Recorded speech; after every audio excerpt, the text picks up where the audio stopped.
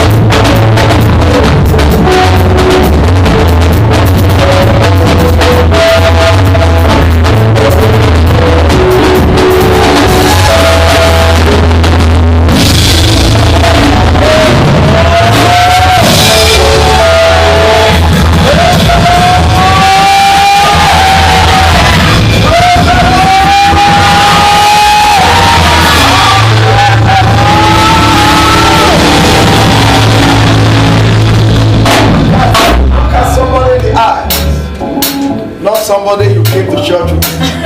Somebody, look at somebody in the eye.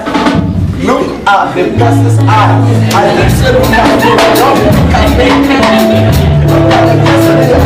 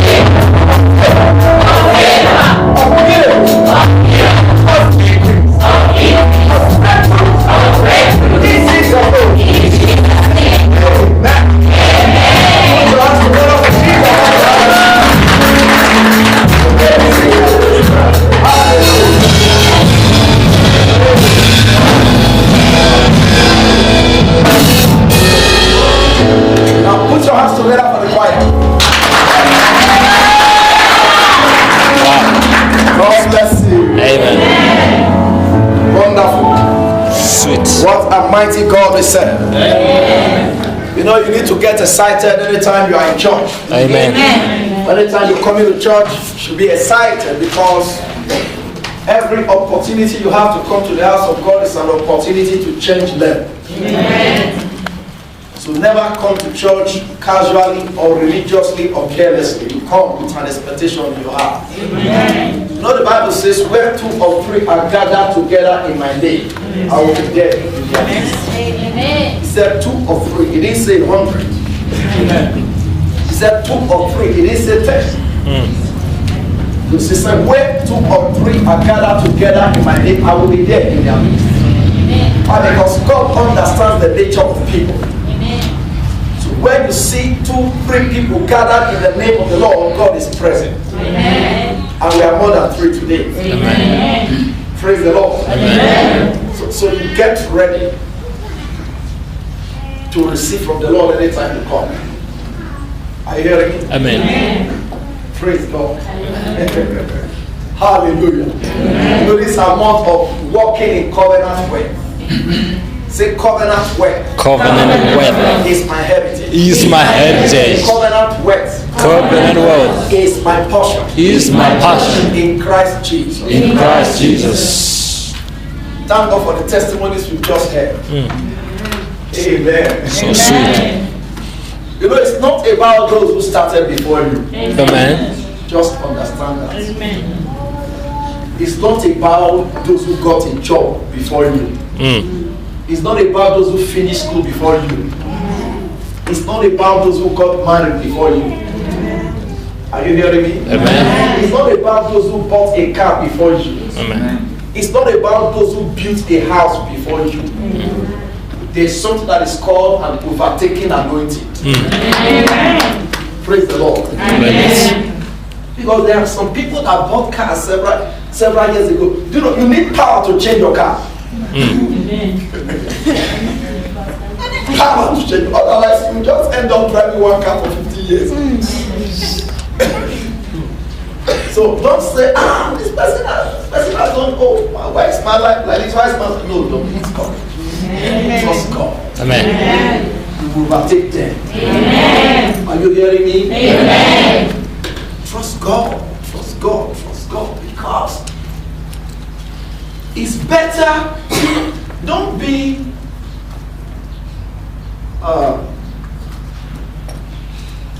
don't let your testimony be that he is the first one to buy a car. And that is all they know about you. It's good to be the first to buy a car, but don't let that be the testimony. Let your testimony be progressive. Amen. Come on, say progressive testimony. Progressive testimony. That is what you are having from today. Amen. One testimony after the other. Amen. One testimony after the other. Amen. The Mercedes of of 1996 is different from the Mercedes of today. Are you hearing me? So if you have not bought a car, just know that God has a plan. Amen. There's something that He's doing. So when your own comes, it will be the best. Amen. Are you hearing me? Amen. When your house comes, it will be the best. Amen. And when it is time for you to get married, you will marry the best. Amen. I said you will marry the best. Amen. So don't be discouraged. Those who are ahead is fine. Let them be going. We are coming. Amen. And that you couldn't make a particular course is not the end of life. You did not fail, really. It's just that it did not happen. You didn't fail. You didn't fail. Just because the lecturer said, no, this thing, you failed. That doesn't mean you actually failed. You couldn't make it there. Then you do it again. Have the courage to rise up and do it again. Amen. No deception. Just be yourself and trust God. Amen. And He will make a way where there is no way. Amen. And who says your parents are going to pay the fees? Amen. Who told you that? Who told you that your uncle or your aunt? I love what Brother Tessie said. He said, people make promises, and of course I understand what he was talking about. Promises that look so good. But when it's time for the promises to be fulfilled, oh my word. And these are not people too far. So it's not about your family members. When you are believing God for anything, take your eyes off man and look up to God. Amen. It's only when you don't understand spiritual principles that is when you begin to get angry with human beings. That this person disappointed me. Oh, why is this person treating me this way? No, you are not a new creation. David said, and I will lift up my eyes to the hills, from whence cometh my help. Amen. For my help cometh from the Lord, which made the heavens and the earth. Amen. Your greatest helper is God. Yes. Your ultimate helper is the Holy Spirit. God has money. How many of you know? Yes. Amen. He said the silver is mine, and the gold is mine. And the cattle upon the thousand hills, they belong to me. You know, God owned the whole world. Yes. He owned the whole. You know the richest man in the world? Who is the richest man? Is it Warren Buffett? Warren Buffett. God owned. Is it one? It used to Bill Gates now. It used to be the Gates. It used to be. Yeah. Bill Gates donated half of his wealth to charity, so that's why he dropped. See, praise God. See, it used to be the richest. Somebody is now the richest.